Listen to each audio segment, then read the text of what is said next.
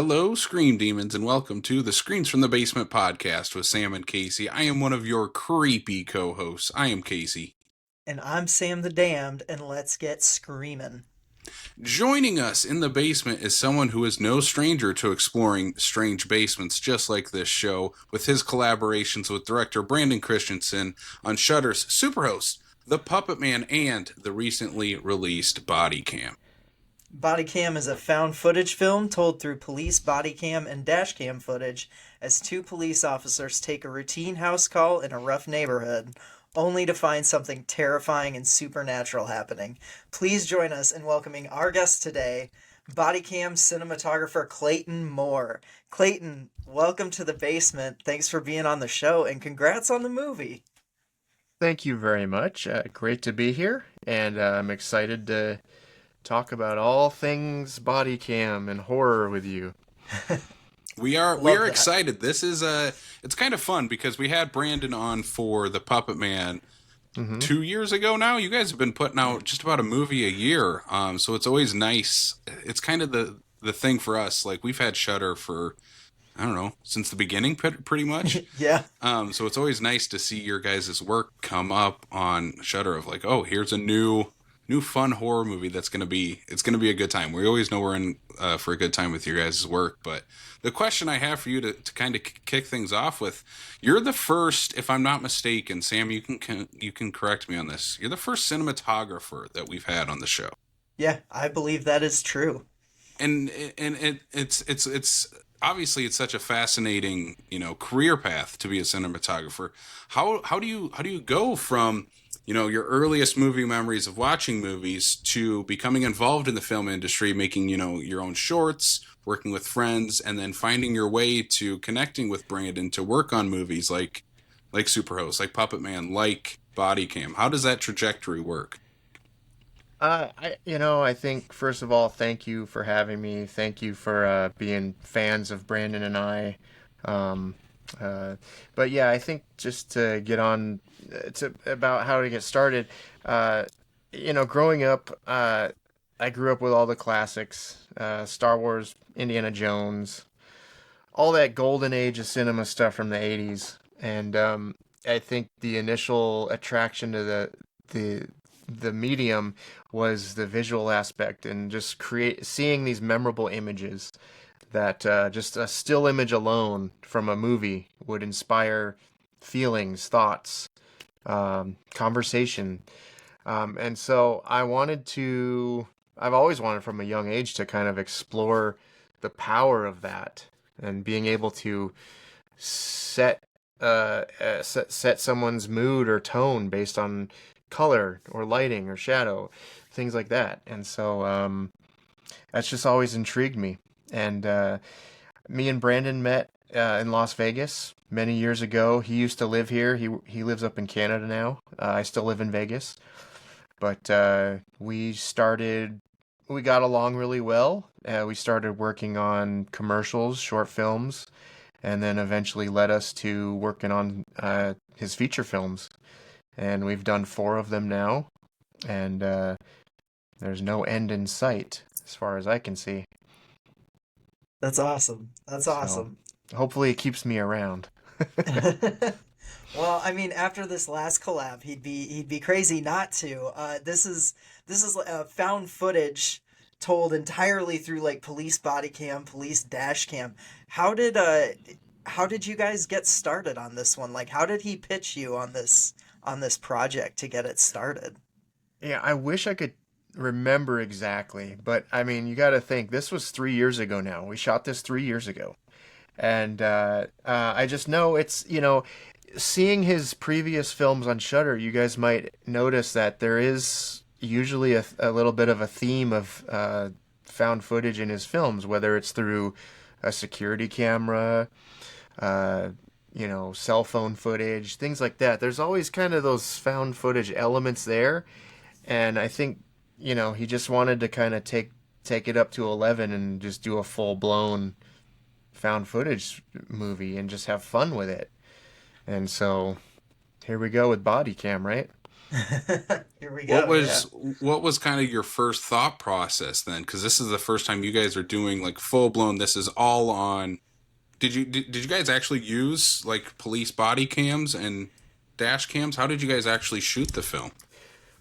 Yeah, so our films are traditionally we take a very old school approach where we love to use tripods, dollies.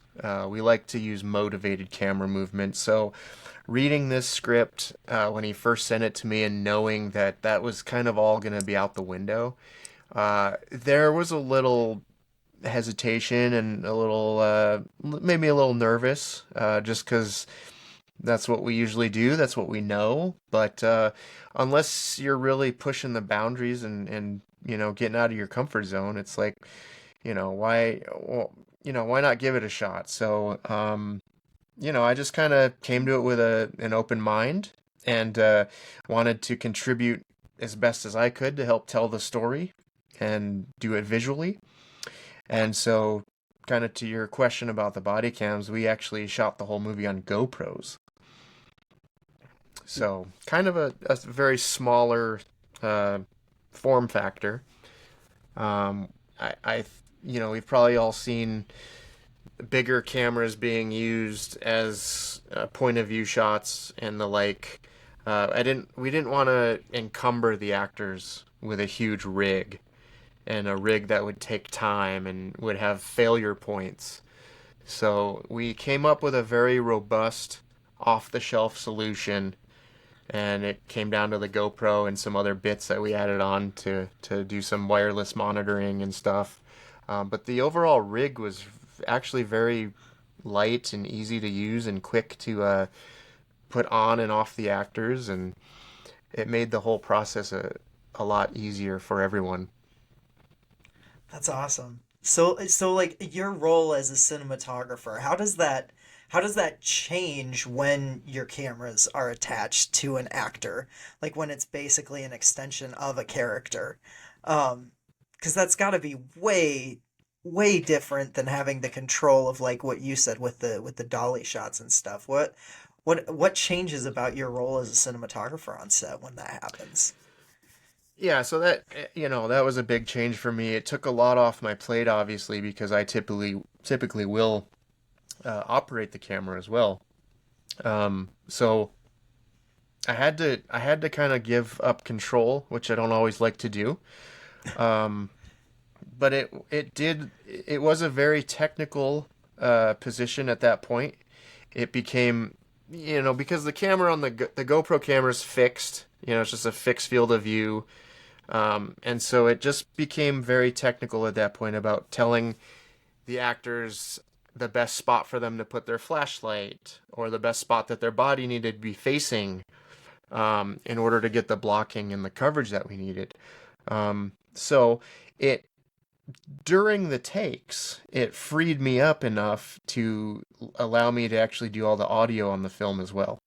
Okay. So I was definitely wearing two hats. Um, but yeah, it was a little bit more of a technical role on this project than previous, where it's both technical and artistic because you're composing and operating the camera, and the lighting and everything as well.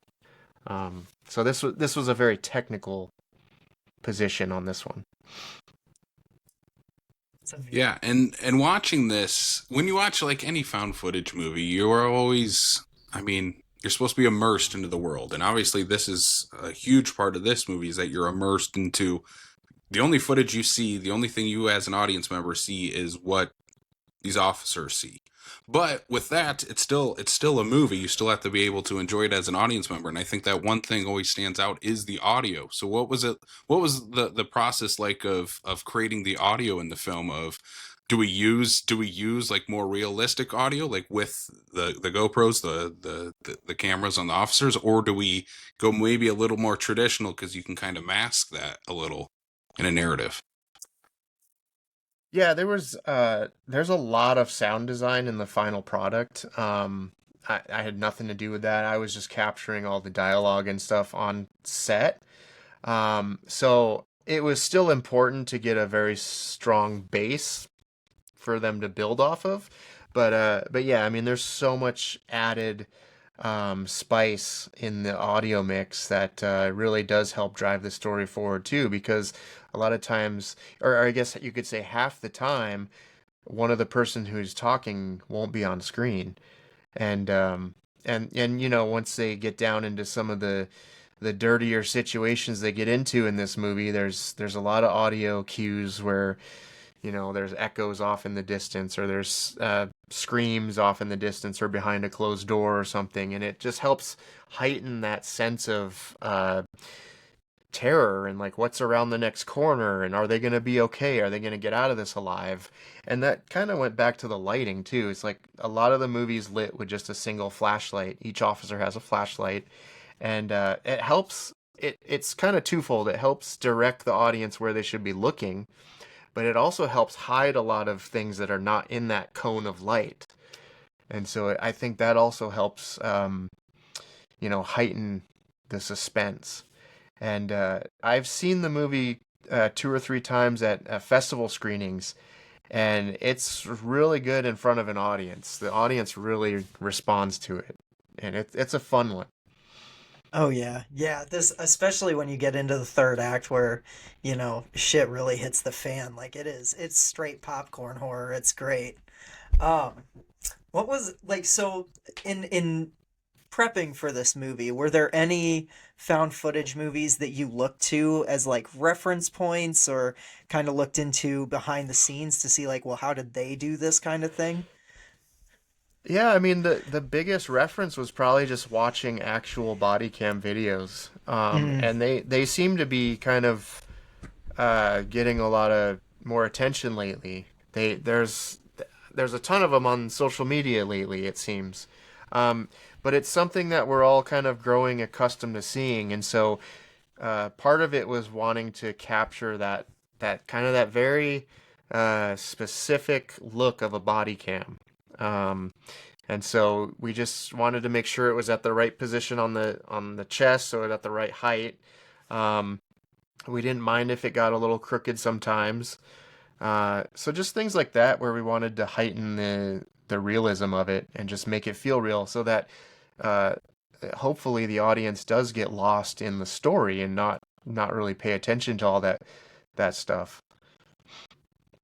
Yeah, me and my wife, we do watch a lot of body cam or dash cam Yeah. footage. And yeah, this sucks you in right away of like, oh, this feels very, very, very real. Hmm. And then crazy stuff starts to happen, which just brings you in as an audience member of like, oh, this crazy stuff is actually happening to these people, because it feels really real. Yeah. Um yeah, and I think that's one of the most effective parts of the movie, especially as audience members are getting sucked into to having a fun thrill ride, that they're gonna have fun with the movie, but they're also gonna get some genuine genuine scares and creep factor out of this. The question I have for you then is what was the biggest challenge then in shooting this? What did you find that was the most challenging part of shooting that found footage style? And what were some of like the workarounds that you found on set of like, okay, this thing isn't working, but let's try this instead? What were some of those things that you ran into? Probably the biggest pivot and challenge right off the bat was the actual body cams, because we knew we were going to use GoPros. We didn't want them to look like GoPros. So I actually have here an early 3D print that we made of a body cam. We were going to put the GoPro inside of here, so it looked like like an actual body cam. But you can see, like, this thing is massive. yeah. And Huge, yeah. it's too big. So we had actually bought some real body cams just as, reference to kind of see what they looked like and stuff. They're about half this size. And so we actually got these 3D printouts like basically the night before we were going to start shooting, and found out that they were too heavy, too bulky, they weren't going to work. Up until then, we were going to shoot everything to camera. So we'd be able to shoot, both cops at the same time. And that, once we realized we wouldn't be able to use those housings, we'd have to just go straight camera. we didn't want it to be a GoPro, so we figured we would just shoot one camera. That kind of helped us out because it put us into more of a traditional coverage type of shoot where we would just shoot one camera at a time and then switch it to the other actor and shoot his side of the scene. So I think it was kind of a blessing in disguise, actually. And it let us focus on one camera at a time. And so if there were any little tweaks we needed to make, we could do it right then and there. Um, and then the vest was actually, we made a vest for them to wear so that whoever was not on camera would wear the camera vest. And it was basically just a tactical vest. It had a GoPro mount right in the chest, and then it had a battery pack in it, and it had a wireless video transmitter on the back of it, so that me and Brandon could be around the corner monitoring the shot. And it was very much like a typical shoot at that point. It was just another thing was kind of getting the actors to reapproach their work and think of the camera operating at the same time, because it was very important for them to be facing a certain direction, or it was very awkward sometimes. They had to like bend a little bit at the waist to pick up a detail on something, and it was just very unnatural for them. So I give them a lot of credit because they had to get on board with that very quickly, and they did. Like after the first day, they just had it down, and it started looking like a race car pit crew when we would put the vest on and off, switch the vests over. We get it down to like a 30-second thing, and that's part of it too. Is like you go into these movies. We shot this in 12 days, and so time is certainly very valuable. You don't have a lot of time, and so part of my job was to build a camera rig that would be robust, reliable, and easy to use. I didn't want it to be an encumbrance to the actors, so they wouldn't have to overthink it. They already had enough on their plates trying to operate the camera as it was. I didn't want there to also be extra weight or cables and stuff dangling off of them. So that was an important thing to have. But yeah, and it was after that, it was very much kind of a typical shoot where little things will come up every day, and the days never go as you plan them. Things always happen. But we had a very small, nimble, tight crew, and everyone was wearing multiple hats, and we kind of just overcame everything that the world tried to throw at us, luckily. So you talked earlier about being like mostly enamored with the visual side of film growing up. Most like I feel like not a lot of people grow up thinking like I'm going to be a cinematographer, right? So like what was the point that you started looking at cinematography specifically as like your trade that you wanted to do? And what were those cinematographers that when you were first starting out with this really inspired you? Yeah, I don't, even from my early days, I knew there was power in the image, and I knew that I connected with certain images and films for some reason I couldn't really put my finger on, maybe. I actually started out wanting to do visual effects and post-production, and quickly discovered I did not like sitting in front of a computer all day in a dark room. And so when I was first starting out my career, my first ever job touching a camera was I was a photojournalist for a news station. And that was, literally trial by fire. You go out, you have to tell a story, beginning, middle, and end. You have a certain amount of time to do it. It's very much a documentary approach. You can't really repeat some things. So you had to just get really good on your feet. You had to get really good at your shot selection that you would get. And then I think that was a really good crash course for me. It led me to Las Vegas, where I met Brandon. I worked in news a little bit, then I switched over to a production company, and eventually led me to go back to film school, because I had always wanted to expand my knowledge more and get into some of the theory behind film, and why do certain people shoot a scene this way versus that way. So all that stuff. And so this was actually right around the time when I went through the whole analog to digital transition, and I think one of the greatest mentors and assets in that time was David Mullen. He's a cinematographer who really led the charge on digital. He was a very early adopter. He did a lot of you know, low budget independent films, and even low budget to him was probably 100,000 or more. Um, but shooting them on digital, and he was never a person to hold back information. There was a cinematography website where he would post on there all the time. Here's my latest project. Here's how we did this. Here's how we did that. People would ask questions. He would engage with them.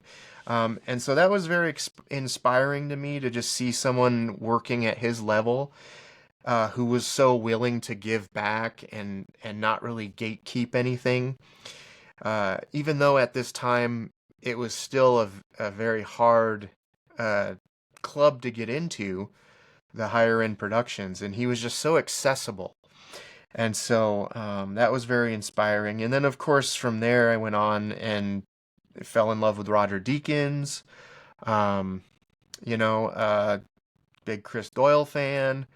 I mean, yeah, it's been really fun to watch that whole digital transition kind of take over as well, and experience that whole process. Yeah, absolutely. Yeah, and us as audience members, we've watched your work with Brandon. You guys have stuck in the horror genre while touching like all these different subgenres in that. All your movies are so different from one another. Is there a specific either genre outside of horror or subgenre of horror that you guys haven't touched yet, where you're both kind of itching to dip your toes in that? I don't know. I mean, I wouldn't mind just doing something that's completely not horror. But I do love shooting horror. But funny enough, last summer I worked on a movie with Bruce Campbell up in Oregon, and it was Nice. not a horror film. It was a romantic comedy. So that was a very fun change of pace. Um, but as far as me and Brandon, I mean, we're if it ain't broke, let's not fix it. You know, we're crushing it in the horror genre, and you know, it's good stuff. It's been good to us, and I think we should just keep at it.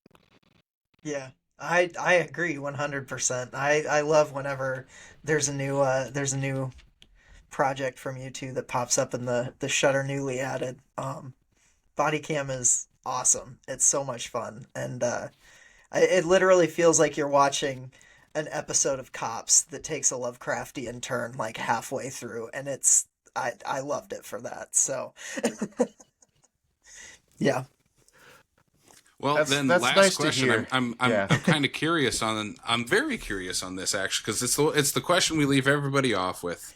On this show, we love double features. Obviously, we're horror fans. Horror fans, we can't just watch one horror movie. We got to watch something else right after.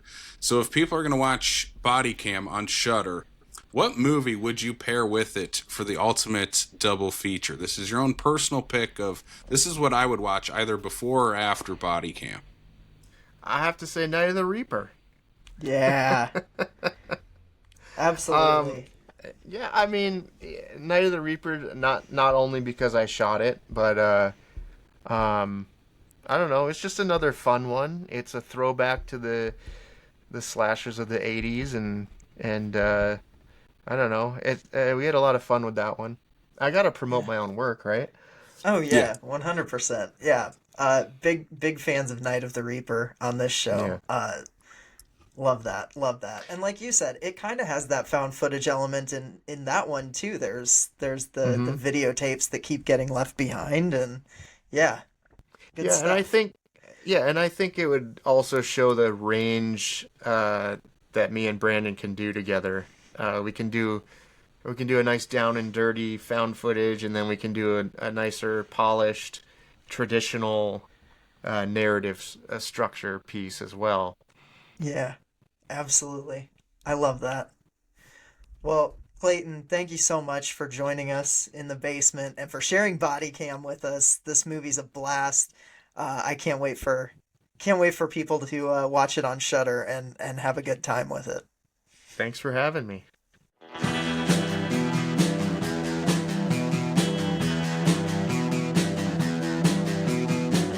You're listening to the Prescribed Films Podcast Network, home to hundreds of hours of free podcast entertainment. The shows on this network all have a common goal, providing you with the best discussions about movies and other forms of entertainment media. The PFPN hopes to fill your earholes with audio joy. Visit our website with links to all the other amazing shows at www.thepfpn.com. Thanks for listening.